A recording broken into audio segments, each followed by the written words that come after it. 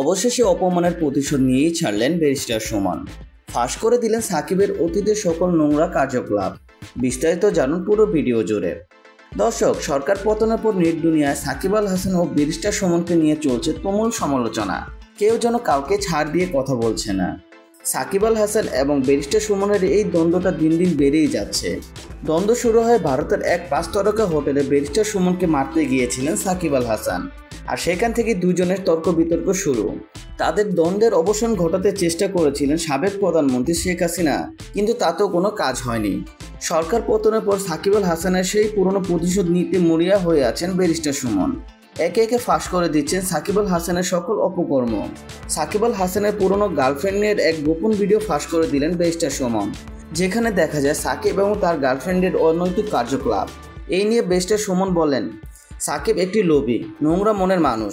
দুনিয়ার সকল মানুষকে দেখিয়ে দিলাম তার অপকর্ম। তো দর্শক, আপনাদের বিস্তারিত মন্তব্য আমাদের কমেন্ট বক্সে জানাবেন।